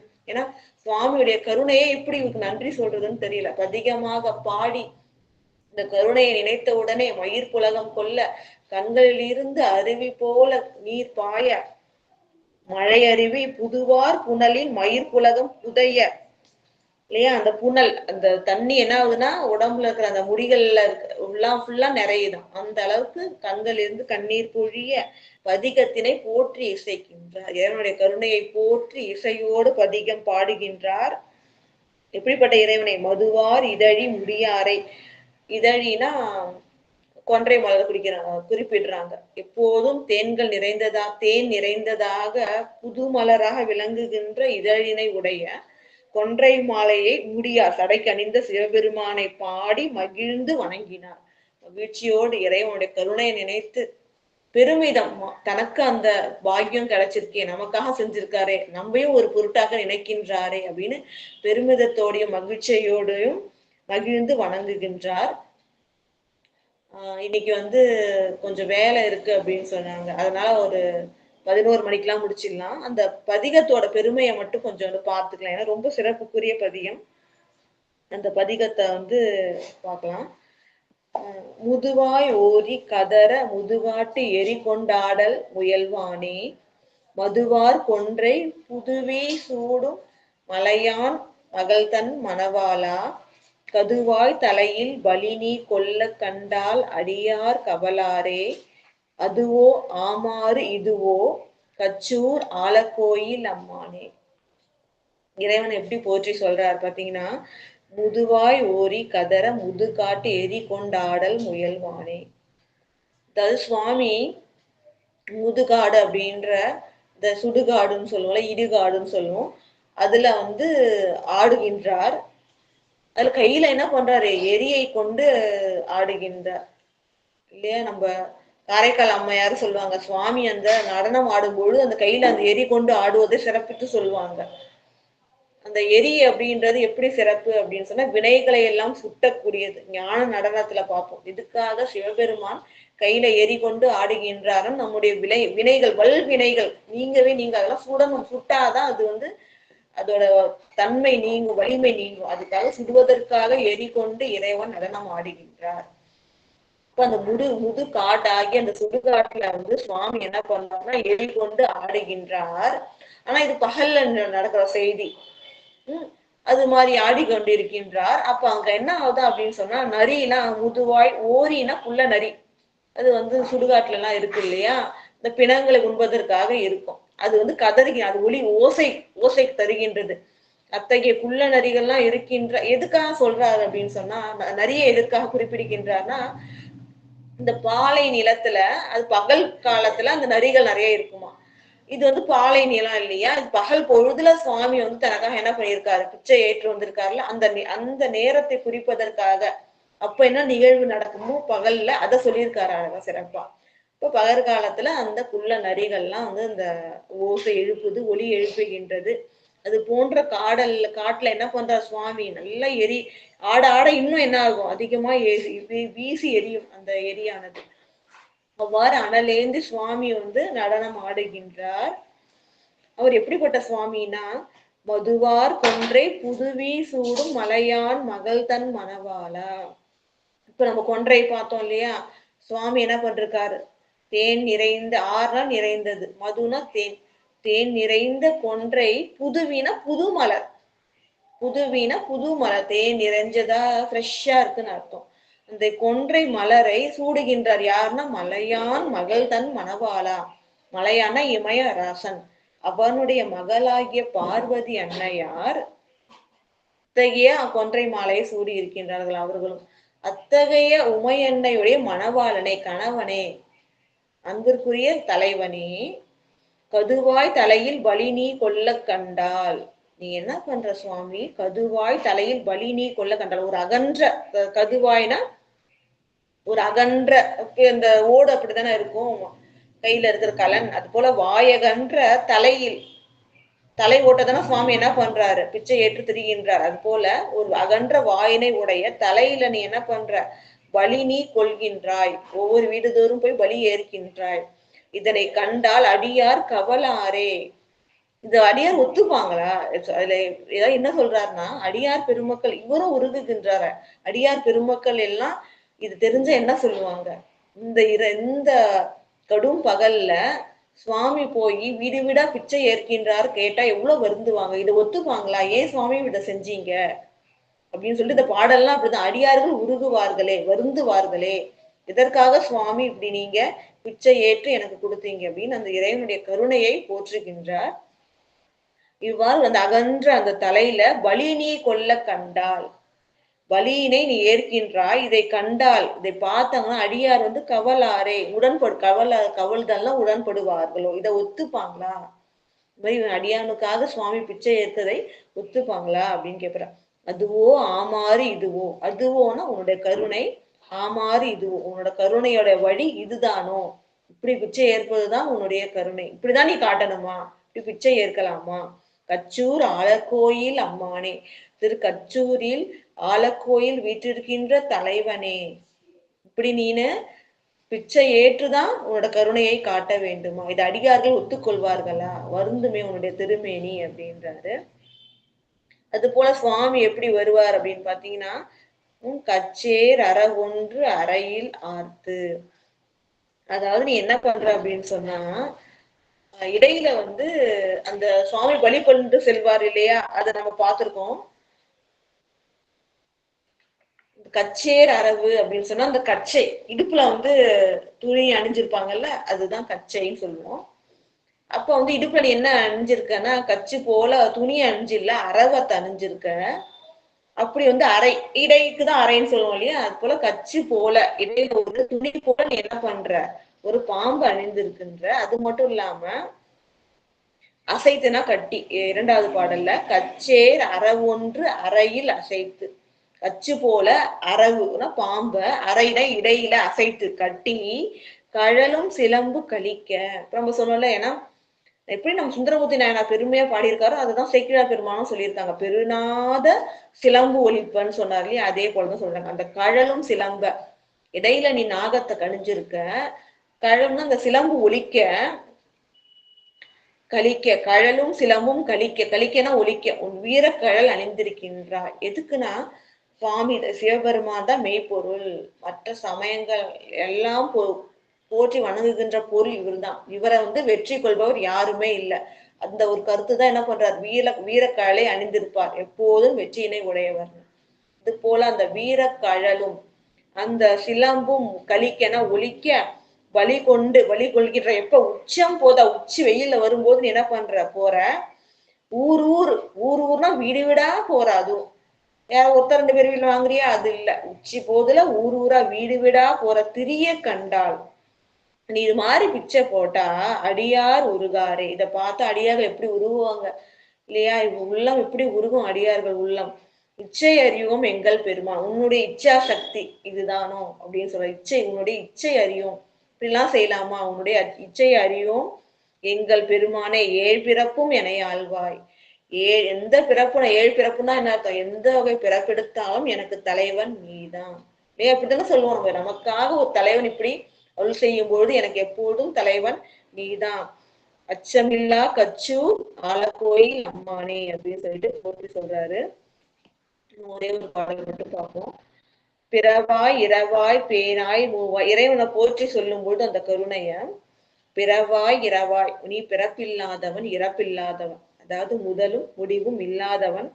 பேனாய், உனக்குன்னு விருப்பு வெறுப்பு எதுவும் கிடையாது இல்லையா, உற்றார் யாரும் கிடையாது, இவங்க வேண்டியவங்க அப்படின்னு கிடையவே கிடையாது இல்லையா, எல்லாருக்கும் தலைவன் இறைவன். அப்ப பேனாய்னா விருப்பு வெறுப்பு அற்றவன். மூவாய், நீ முன்னவன் இருந்தாலும் வயதே ஆவாது உனக்கு, மூப்பே அடையாது, மூவாது என்றும் இளையவன். பெற்ற மேரிய பேய் சூழ்தல் துறவாய், பெற்ற மேரி வருவாய், ஆனா கூட என்ன இருக்கும், பேய் சூழ்ந்து கொண்டே இருக்கும், அதை நீ விடவே மாட்ட. பேய்கள் சூழதான் நீனு பெற்ற மேரி, அதாவது இரவ மேரி வருகின்றாய். துறவாய் அப்படின்னு சொல்லுவாங்க, அதாவது துறவாய் மறவாய், பேய் சூழ்தல் துறவாய், பேய் சூழ்ந்து இருக்கிறத நீ விடவே மாட்ட. மறவாய், என்ன மறவாய், அடியவர்களுக்கு அருள் செய்வதை நீ மறக்க மாட்ட. ஏன் உயிர் அதான் நினைச்சுக்கலாம், சுவாமி மறந்துட்டாரோ நம்மள அருள் செய்வதற்குன்னு சில சமயம் நம்ம நினைப்பது உண்டு இல்லையா, சுவாமி கண்ணுக்கு படல நம்ம படுற துன்பம் சொல்லிட்டு. அதுதான் இல்ல, சொல்றா பாருங்க, மறவாய், இவர்களுக்கு இந்த நன்மை செய்வதை எப்போதும் மறவாதவன், அதற்குரிய தகுதி உயிர்களுக்கு வரணும், அதை மறவாதவன். சுடுகாடு ஒன்று இடமாக கொண்டு நடமாடுகின்ற இறைவன். ஒருவாய் தலையில், அதாவது வலி நீ கொல்ல கண்டால் அப்படின்னு சொல்ல, இறந்த தலை, பிரம்மனோட தலை கிள்ளிட்டு அந்த தலை கிள்ளினதுனால அது இறந்த தலையை சொல்றாங்க. அதுல நீ வலி கொல்ல கண்டால் அடியார் குருகாரே, அடியவர்கள் உருகுவார்களே, அறவே ஒழியார், இதற்கப்புறம் இதை செய்யாதப்பா, எனக்காக நீனு உணவை இவ்வாறு பிச்சை ஏற்றுவது கண்டால் அடியார்கள்லாம் உருகுவார்களே, வருத்தப்படுவார்களே, அதனால அறவே ஒழியா, இது போல இதுக்கப்புறம் செய்யாதப்பா. கச்சூர் வடபால் ஆலக்கோயில் அம்மானே, கச்சூர்ல வடபால்ல இருக்கிற ஆலக்கோயில் வீற்றிருக்கின்ற இறைவனே அப்படின்னு சொல்லிட்டு இறைவன் இவ்வாறு பிச்சை ஏற்று, அதாவது தன்னுடைய பாடல்லே சொல்றாங்க நிகழ்ந்தது அப்படின்ட்டு. நம்ம சேக்கிழார் பெருமானுடைய அருள் வாசகம் வழி மட்டும் சுந்தரமூர்த்தி நாயனார் பெருமானே இது போல இறைவன் பிச்சை ஏற்றிருக்கிறார், கடும் பகல்ல ஏற்றிருக்கிறார், அடியார்கள் உள்ளம் முருகும்படி செய்திருக்கின்றார் அப்படின்னு சொல்லிட்டு இறைவனுடைய பெருந்தன்மை இவ்வளவு அப்படின்னு போற்றி சொல்கின்றார் என்று கூறி, இறைவனுடைய பெருங்கருணையினால அவரோட பசி தீர்க்கப்பட்டது, அடியார்கள் எல்லாருமே அருள் பெற்றார்கள். இதற்கப்புறம் அவர் காஞ்சி மாநகர் செல்கின்றார். உமையன்னையால் தழுவப்பட்ட உயிர்களுக்கெல்லாம் அறம் செய்கின்ற அன்னை போற்றி வணங்குகின்ற திரு ஏகாம்பரம் செல்கின்றார். அங்கு சென்று இறைவனை எவ்வாறு வணங்கினார், அருள் பெற்றார் என்பதை வரும் வாரங்களில் சிந்திப்போம் என்று கூறி, கேட்டுக்கொண்டிருக்கின்ற புனிதர் பேரவை விதிமுறை உலகினில் விளங்கி வெல்கவே என வாழ்த்தி வணங்கி நிறைவு செய்கின்றேன். நன்றி, வணக்கம். ஓம் நம சிவாய. திருச்சிற்றம்பலம்.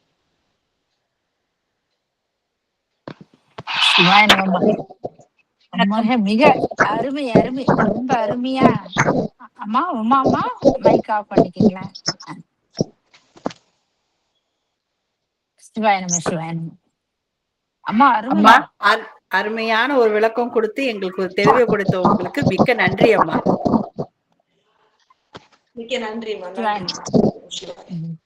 176வது பாடல் அருமையா விளக்கம் எடுத்து கொடுத்தீங்கம்மா. வன் தொண்டர்னா என்ன அப்படின்னா, நாங்க இன்னும் நண்பர் தான் அப்படின்னு நினைச்சுக்கிட்டு இருந்தோம். ஆனா இந்த இடத்துல நீங்க கொடுத்திருந்த தன்னால் ஆட்கொண்டவர் இல்லையா, அது மாதிரி வன் தொண்டர். அதுதான் அந்த முடித்த பாடல் அம்மாவுடைய பாடல் 182. ஆமா, 182 பாடல் முடிச்சிருக்கிறாங்க. அந்த பசி தீர்க்க மலையின் மேல அங்க என்ன பண்ணார் பெருமான், மலையின் மேல மருந்தை போன்ற இறைவர். அப்படி எப்படி இருந்திருக்காராம் பெருமான்னா, அந்த ஒளி பொருந்தி இருக்கிறார். நீங்க சொல்லக்கூடிய நாங்க அப்படியே அந்த கண் முன்னாடியே கொண்டு வந்ததான் சொல்லுவோம். அந்த வெண் தலையாலான அந்த கபால ஓடை ஏந்தி அந்த படிப்பாத்திரத்தெல்லாம் எடுத்துக்கொண்டோம்னா வெற்று ஓடு, வெற்று வெறும்னா வெறுமையான ஒரு ஓடு, ஒரு திருவோடுன்னு சொன்னீங்க. வெற்று ஓடு, திருவோடு, சிறப்பு. அதுக்கு திருநீலகண்ட குழுவினாருடைய அந்த கதையெல்லாம் எடுத்து சொன்னீங்க. அப்ப அந்த திருநீலகண்ட குழுவினாரை பத்தி ஒரு நல்ல சிறப்பு கருத்தை சொன்னீங்க. எம்மை எல்லா பெண்களையும் நினைப்பதில்லைன்னு ஒரு முடிவு எடுத்தார் இல்லையா, அது பெருமானது உலகுக்கு கொண்டு வரணும்னு சொல்லிட்டு இந்த திருநீலகண்ட குழுவினாருடைய வரலாறையும் நீங்க எடுத்து கொடுத்தீங்கம்மா. அத ஓட்டி, அந்த ஓட்டுக்கு ஒரு உயர்ந்த ஒரு பாதுகாக்கத்தக்கது, அந்த ஓட்டுக்கும் சிறப்பு சொன்னீங்க. அதுனா சுவாமியுடைய பெருமை குறிப்பது. அந்த ஓட்டுக்கும் நீங்க விளக்கம் அருமையா எடுத்து கொடுத்தீங்கம்மா இந்த பாடல்ல. அப்புறம் திருக்கச்சூர் கீழே ஒரு கோயில், மேல ஒரு கோயில் இருக்கு, மருந்தீஸ்வரர் கோயில், அதையும் விளக்கம் எடுத்து கொடுத்தீங்க. அடுத்ததாக 170வது பாடல்ல அவர் எப்படி இருந்தார் பெருமான், மெய் பசியால்லாம், உடலில் ஏற்பட்ட அந்த பசியால மிகவும் வருந்தி எப்படி ஆயிட்டாராம், இலைத்திரில் ஏறின்னுவாங்க. ஒருவேளை சாப்பாடை இழைச்சிட்டுமா அப்படின்றவே எனக்கு தோணுச்சு. ஆனா நீங்க சொன்னது பார்த்தா அந்த அளவுக்கு பசி துன்பம் நமக்கு. அந்த துன்பம் வந்ததுனால என்ன பண்ணிருக்கிறாரு அவர், இலைத்துள்ளீர் அப்படின்னு அந்த பாடல்ல கொடுத்து அழகா எடுத்து சொன்னீங்க. இந்த அந்த தீர் மாதிரி இப்ப சோற்றி உனக்கு என்ன தர, எடுத்தாந்து தர, நீங்க இந்த இடத்துல இருந்து அப்புறம்னா எங்கேயுமே செல்லாது சிறிது நேரம் இங்கே இருங்க அப்படின்னு சொல்லி பெருமான் அந்த அந்தனர் வேடத்துல போயிட்டு எல்லா இடத்தையும் இல்லந்தோறும் போய் உணவு வாங்கிட்டு வந்தாருன்னு சொல்லி அருமையா அந்த பாடல்ல விளக்கம் எடுத்து கொடுத்தீங்கம்மா. அடுத்ததாக வெண் திருநீற்று திகழ விலங்குனோடு ஒளித்துலங்க, அதுக்கு என்ன பெருமை அழகா சொன்னீங்க. வெண்மையான திருநீற்று அந்த அழகா விளங்கக்கூடிய பெருமான், அது எப்படி இருக்குமா, கடும் பகல்ல உச்சி போதில போனாராம் அவரு. அப்பா, கடும் பகல்ல அவர் தாமரை போன்ற திருப்பாதங்கள், அந்த புண்டரிகனா தாமரை போன்ற பாதங்கள்ல அவர் திருவடிகள் தூரம் நிலத்துல பொருந்தி இல்லந்தோறும் போய் சென்று அந்த சோற்றையெல்லாம் எடுத்து கொண்டு நம்பியாரூருக்குள்ள முன் வந்தாருன்றது அது அழகா எடுத்து சொன்னீங்க. அப்ப அடுத்த பாடல் அதுக்கு வேற அது என்ன சொன்னாரு, அங்க பாத்தீங்கன்னா தாம் விரும்பி ஆட்கொண்டவர், அந்த கடைசி வரியில சொன்னீங்க, கொண்டு தாம் விரும்பி ஆட்கொண்டவர் கொடுத்து வந்தார் அப்படின்னா, தாம் விரும்பி ஆட்கொண்டவர் பெருமான் இல்லையா, அவருக்குள்ளால முன்னால கொடுத்தாரு, அந்த சோறும் கறியும் கொண்டாந்து கொடுத்தாருன்றதுக்கு அந்த 178வது பாடல் ரொம்ப அருமையான ஒரு விளக்கமா. அடுத்ததாக இருந்து தாம் கொடு வந்து இன்னடிசி இலும் கரியும், அதான் சோறும் காய்கறியும் எடுத்தாந்து பெருமானுக்கு கொடுத்துட்டு, அந்த துன்பத்தை தீரும் பசி, அந்த அந்த பசியை தீங்குமாறு நீ உண்பீராக அப்படின்னு சொல்லி அரண்டை தரும். அவரு பெருமான் எப்படி இருக்காருன்னா, அவர் அந்த அறத்தெல்லாம் பாம்பெல்லாம் கட்டிட்டு இருக்காருன்றதுன்னா அதுக்கு விளக்கம் எடுத்து கொடுத்தேன். மறைவர்த்த பேரொரு திறம்பேணி நிறம் பெருங்காதினால் தேர்ந்தொழுது வணங்கினார். அந்த பெருமான் என்ன பண்ணாரு, எடுத்து வந்து அந்த உணவெல்லாம் கொடுத்து பசி தீங்குமாறு சாப்பிடுங்க அப்படின்னு அந்த அந்தனர் வந்து இறைவரா வந்த அந்தனர் வந்து அளிக்கிறாரு. அதுக்கு பெருந்தகையனார், அதுக்கு ஒரு விளக்கம் கொடுத்தீங்க. பெருந்தகையனான யாரு, அவர் யாருன்னா ஆரூர் தான். அந்த மறைவர் சொன்னா மறைவர்னா வேதியர்னு சொல்லியிருந்தீங்க. அந்த திறத்தை பாராட்டு உள்ள தெரிந்த அந்த அன்பினால அவர் முன் வணங்கி அந்த உணவை வந்து பெற்றுக்கிறாரு. பெற்றுக்கிட்டு அடுத்தது என்ன சொல்றாரு, நம்ம அடியாருடைய சிறப்பு என்ன, தான் மட்டும் உணவா இல்லாம அடுத்தவங்களுக்கும் கொடுப்பாங்க இல்லையா, அந்த அமுத வாங்கி என்ன பண்ணுறாரு, ஓங்கு தவ தொண்டருடன் அங்க கூடி இருக்கிற அடியாருக்கு மட்டும் இல்ல, அங்க வந்து மிக தவத்துடைய அடியாருக்கும் உண்டு மகிழ்ந்து இருந்தார்கள் அப்படின்னு சொல்லி அந்த பாடல் விளக்கம். அப்ப பெருமான் எப்படி இருக்கிறாருன்னா அந்த விளக்கம் கொடுத்த, எந்த பொருளிலும் நீங்காது நிறைந்துள்ள பெருமான் எல்லா பொருள்களையும் இருப்பாரு, எல்லா இடத்துலயும் இருப்பாருக்கு, ஆதியமும் அந்தமாகி அளவுலா அளவுமாகின்ற மாதிரி நீங்க அழகா அந்த பாடலையும் விளக்கம் எடுத்து கொடுத்தீங்க. அந்த வரி பெருமான் வந்து எங்கு நீங்காத தன்மை வாய்ந்த பெருமையாரு. அந்த வெண்தொண்டர் அறியாதபடி அங்கிருந்து என்ன பண்ணிட்டாரு, உடனே மறைந்துட்டாரு. அடுத்தது இந்த 181 பாடல அவரு வந்து அதுக்கு ஒரு திருநாவலூர் ஆடி அப்படின்னா அழகா எடுத்து கொடுத்து, நாங்க திருநாவலூர்ல அரசராகிய சுந்தரர், அந்த ஆளினா அரசராகிய சுந்தரன் சொல்லி அந்த பாடல் விளக்கம் கொடுத்து, அதெல்லாம் தெரியாது எங்களுக்கு. அழகா அந்த இடத்துலயே அரசராகிய சுந்தரன் சொன்னீங்க. அப்ப சிவயோகியானா நம்ம சொந்த அவருக்கு தெரியல, அந்த நேரம் கோலம் போட்டு வந்திருக்காருன்னா அவர் இறைவர்ன்றது அவருக்கு தெரியல. அவர் மறைந்ததுனால என்ன பண்ணிக்காரு, சிவபெருமான என்ன தெளிந்து அதுக்கப்புறம் இருந்து அவருடைய பெருமைய சொல்றாரு. பெரிய நாதவுடைய பெரிய நாதனா ரொம்ப அருமையான கருத்து சொன்னீங்க. பெரிய நாதன் சிலம்பொலி சத்தத்தோட அவர் அணிந்திருக்கிற அந்த அவருடைய செம்மையான ஒரு திருவடியை அழகா எடுத்து சொன்னீங்க. அவரு திருவடியெல்லாம் வருந்த பகல் வச்சு பொழுதுல அவர் ஒருவன் தாங்கி நமக்கோசரம் எழுந்தருளி இந்த உணவெல்லாம் எடுத்தாந்துருக்காரே, என்ன பெருமானே அப்படின்னு உள்ள உருகி அவர் வந்து அதை நினைக்கிறாரு. அது என்னாச்சும் ஒரு பாடலே பாடுறாரு, முதுவாய் ஓரி என்ற ஒரு தொடங்க ஒரு பாடலே பாடுறாரு. அந்த பாடல் வந்து எப்படி அந்த இறைவனோட கருணை திறத்தை நினைச்சு அவர் பாடுறாரு. என்ன அதிசயன்ற அவர் பெருமான் கண்ணீர் மல்க மழை போல பெருகிறார். நீங்க சொல்ல சொல்ல பார்த்தா ரொம்ப அருமையா இருந்தது. அப்படியே அதிசயம் வந்தெய்த கண்ணீர் மழை அருவி, அந்த மாதிரி மழை போல கண்ணீர் பெருகிடுச்சாம் இவர் சுந்தரமூர்த்திக்கு. அந்த உடம்புல இருக்கிற உடம்பு பூரா அந்த முடி மயிர் பூச்செறிகிற போல உடம்புல இருக்கிற மயிரெல்லாம் கூட அவருக்கு அந்த முடியெல்லாம் கூட நினைந்து போய் அந்த அளவுக்கு மயிர் பூச்செறிந்து மயிர் புலகம் அடைஞ்சதுன்னு சொல்லி அழகா விளக்கம் எடுத்து கொடுத்தீங்கம்மா. அதுக்கப்புறம் பெருமானுடைய சிறப்பு, மதுவார் எதிரில் முடியாரி பாடி மைந்தன் தேன் பொருந்தி அந்த கொன்றை மலருடைய சேவிவானை பாடி மைந்து வணங்கினார்னு சொல்லி அந்த பாடலை எடுத்து அழகா விளக்கம் எடுத்து கொடுத்தீங்கம்மா. இதுக்கப்புறம் இந்த பாடல் வந்து முதுவாய் அந்த திரு கச்சூருடைய ஆலக்கோயிலை பத்தி அழகா ஒரு 3 பாடலுக்கு விளக்கம் எடுத்து கொடுத்தீங்க. முதுவாய் ஓரி கதற முதுகாட்டு அப்படின்ற நரிகள் புரியல எங்களுக்கு. ஆனா முதுவாய் ஓரின்னா அழகா சொன்னீங்க. பகல் நேரத்துல தான் அந்த நரிகள் எல்லாம் பூவும், அந்த நேரத்துல பெருமான் தீயை ஏந்தி அந்த நடனம் ஆடக்கூடியவர் என்றது அழகா விளக்கம் எடுத்து கொடுத்தீங்க. அடுத்த கொன்றை பூ சுடுகின்றவர்னா மதுவார் கொடி எப்படி தேன் நிறைந்த அந்த விளக்கம், தேன் நிறைந்த புது மலர், புது வீசூடும்ன்றதுக்கு புது மலர் யாரு மலையான் மலை மகள் இல்லையா, அவங்க வந்து அந்த சூடி இருக்கின்ற பூவை எடுத்து விளக்கம் எடுத்து கொடுத்தீங்கம்மா. அப்புறம் பெருமானுடைய சிறப்பு தான் சொன்னீங்க. கதுவாய் அப்படின்னா அந்த எனக்கு தெரியல, கதுவாய்னு என்ன புரியலையே அப்படின்னு நினைச்சேன். அகன்ற வாயுடைய அப்படின்னு நீங்க அகன்ற வாயுடைய பெருமான் என்ன தலையில பழி கொள்ள அப்படியே எடுத்துட்டு போயிட்டு அந்த ஓட்டுல பிச்சை ஏற்று வர்றாரு இல்லையா. அதுக்கு அடியாரெல்லாம் அடியாரெல்லாம் எப்படி பண்றாங்களாம், கவலை கொள்ள மாட்டாங்களா, பெருமானி இந்த வேலையை நீ செய்யலாமா அப்படின்னு கேட்டு மனம் உருகி அவர் இந்த பாடலை எடுத்து முதல் பாடலை பாடுகிறார். இது ஒரு கருணை இதுதானோ அப்படின்னு சொல்லி எந்த வாரோயோ அப்படின்னு இந்த ஒவ்வொரு பாடல முடியலையும் அதான் சொல்றாரு பெருமான் இந்த பதிகத்துல. ரொம்ப அருமையா முதல் பாடலை விளக்கம் எடுத்து கொடுத்தீங்கம்மா. அடுத்தது 2வது பாடல கச்சேர் அரசு அறம் ஒன்று. பெருமான் எப்படி இருக்காரு, கச்சைன்னா அந்த நம்ம என்ன பண்றோம் இடுப்புல கட்டி இருக்குது அப்படின்னு, ஆனா பாம்பு ஒன்றை கச்சா கட்டி இருப்பாரு. அந்த நம்ம துணியை நம்ம நினைச்சிட்டு இருக்கோம், ஆனா எனது பெருமான் வந்து பாம்பே அணிஞ்சிட்டு இருக்காரு. கலிக்கன்னா ஒலிக்க, அவர் கழல் சிலம்புனா எப்படி இருக்காங்க, காலிருந்து ஒலிக்க அழகா அந்த நினைக்கக்குள்ளேயே பெருமானுடைய கழல் அந்த சத்தம் அந்த இருக்கிற மாதிரி அந்த கண்ணுக்குள்ள நம்மளுக்கு அந்த காட்சியே நமக்கு தெரிகிறது.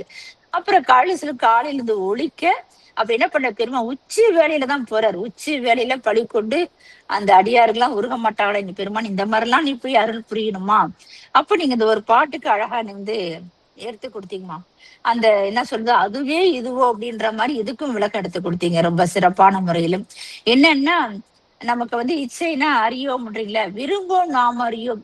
பெருமானி இது என்ன இந்த மாதிரி எல்லாம் உங்களுக்கு அது விருப்பமா இருக்கலாம், எங்களை மாதிரி அடியாருலாம் இது விரும்ப மாட்டாங்களோ, இது எப்படி நீங்க இது மாதிரிலாம் செய்யலாமா அப்படின்னு சொல்லி நாம அறிய மாட்டோம். ஆனா அந்த பெருமானை நினைச்சு அவர் வந்து இந்த மாதிரிலாம் செய்யலாமா பெருமானி அப்படின்னு சொல்லி அவர் கேட்கிறாரு அந்த பதிகத்துல. அடுத்ததாக 3வது பாடல்ல வந்து 6வது பாடல் எடுத்து பிறவாய் இரவாய் என்ற பாடல். பெருமான் வந்து யாதும் பிறவாய் இரவாய், அவர் யாதொன்று விரும்பாதவர் தான். அவருக்கு என்னது மூப்புன்றதே கிடையாது. ஆனா திறவாய் மறவை சுடுகாண்டு இடமா கொண்டு நடமாடி என்றது அந்த பாடல் இடபத்தி ஏறி அந்த அவருக்கு மறதியும் கிடையாது. ஏன்னா எந்த நேரம் நம்மளேதான் நினைச்சிட்டு இருக்காரு பெருமான். அந்த இடமாக சுடுகாட்டு இடமா கொண்டு நடனம் ஆடுபவர். அவர் ஆலக்கோயில்ல வீட்டிருக்காரு, அவரை பிச்சை ஏற்றுக்கொண்ட ஒரு அடியான் மனம் வருந்துவாரோ அப்படின்னு சொல்லி இந்த பாடலையும் எடுத்து அழகா கொடுத்தீங்கம்மா. ரொம்ப அருமையான ஒரு கருத்து, நாங்களே பயணம் பண்ணோம். அப்புறம் நடுவுல ஒரு கதை சொன்னீங்க, அது இதுனா அதுனா ஒரு பெருங்கருணையை பத்தி குறிக்குது அப்படின்னு சொன்னீங்க. இதுனா யாகசம் பெற்று உணவு கொடுத்து உள்ளார் இல்லையா, அவருடைய கருணையை சொன்னீங்க. ரொம்ப சிறப்பான ஒரு விளக்கம். அந்த 12 புதல்வர் சொன்னீங்க, அந்த பன்றிக்கே உணவு கொடுத்தது, எல்லா விளக்கமும் பைஞ்சலியில திருநாவுக்கரசர் கொடுத்தது அப்படின்னு சொல்லி எல்லா கருத்தையும் எடுத்து எங்களுக்கு நிறைய கொடுத்துருக்கீங்கம்மா. இந்த 12 புதல் நாங்க அடிக்கடி இந்த பன்றிக்கு பால் கொடுத்தது கேட்டிருப்போம். இன்னைக்கு நீங்க அதோட கதையோட சொல்லி அருமையான பெருமானுடைய புகழையும் எடுத்து கொடுத்துட்டீங்க. இந்த திருவிளையாட புராணத்திலயும் இந்த கதை இருக்கு அப்படின்னு சொல்லி விளக்கம் எடுத்து கொடுத்தீங்க. ரொம்ப சிறப்பா இருந்ததுங்கம்மா. நன்றி நன்றி, வார்த்தைகளே இல்லை. இந்த ஒவ்வொரு நாளும் நாங்க இந்த மாதிரி சிந்திக்கிறதுக்கு பெருமானுடைய திருவருள் தான். இது பெருமானுக்கு முதல்ல நன்றிகளை தெரிவித்துக் கொண்டு உங்களுக்கு நான் நன்றிகளை தெரிவித்துக் கொள்கிறேன்மா. இது எப்படிதான் இந்த பாடலை படிச்சா கூட இந்த விளக்கமானது நீங்க சொல்ற விதம் ரொம்ப ஒரு அழகு. எப்பவுமே நான் உங்களை சொல்வேன், எங்களுக்கு இந்த மாதிரிலாம் எளிமையா எடுத்து சொல்ல தெரியாது. அடியார்களுக்கு ஒரு எளிமைப்படுத்தி இந்த இடத்துல இந்த மாதிரி விளக்கம் சொல்லலாம் அப்படின்னு சொல்லி அந்த அழகான ஒரு கருத்து சொல்றீங்க பாரு, அது எங்களுக்கு ரொம்ப உங்களுக்கு ரொம்ப பிடிச்சிருக்குமா. உங்களுடைய சிரம் தாழ்த்தி வணங்கி கொள்கிறேன். இதுக்கு மூல காரணமா இருக்கிற ஐயாவையும் நான் வணங்கி கொள்கிறேன். சிவாயினி சிவான், இந்த மாதிரிலாம் உங்களுக்கு ஒரு பேராசிரியரே கிடைச்சிருக்காருன்றக்குள்ள நன்றிகளை தெரிவித்துக் கொள்கிறேன் அம்மா. சிவாய நம. வாழ்த்து பாடல் பாடி. வான்முகில் வழாது பெய்க மடிவலம் சுரக்க மன்னன் கோன்முறை அரசு செய்க குறைவிலாது உயிர்கள் வாழ்க நான்மறை அறங்கள் ஓங்க நல்தவம் வேள்வி மல்க மேன்மை கொள் சைவ நீதி விளங்குக உலகமெல்லாம் மேன்மை கொள் சைவ நீதி விளங்குக உலகமெல்லாம் ஆறிரு தடந்தோள் வாழ்க ஆறுமுகம் வாழ்க வெற்பை கூறுசை தனிவேல் வாழ்க குக்குடம் வாழ்க செவ்வேல் ஏரிய மஞ்சை வாழ்க யானை தன்னணங்கு வாழ்க மாறிலா வள்ளி வாழ்க வாழ்க சீரடியார் எல்லாம் மாறிலா வள்ளி வாழ்க வாழ்க சீரடியார் எல்லாம் வாழ்க சீரடியார் எல்லாம். திருச்சிற்றம்பலம். நன்றிங்கம்மா, அருமையான ஒரு விளக்கம். நீங்க கேட்டுக்கிட்டே இருக்கலாம் போட்டுக்கோனா ஒவ்வொரு வார்த்தைக்கும் நீங்க தமிழ்ல அந்த அர்த்தத்தோட சொல்றது ரொம்ப நல்லா அருமையா உணர்ந்தோம். நாங்க நிறைய கருத்து எழுதி வச்சேன், ஆனா நம்ம கண்ண முடியல அப்படின்னு நீங்க உணர்ந்தலாம் அப்படின்னு சொல்லக்குள்ள நிறைய விட்டுட்டேன். சிவசிவா முருகாசரணம். நன்றிங்கம்மா.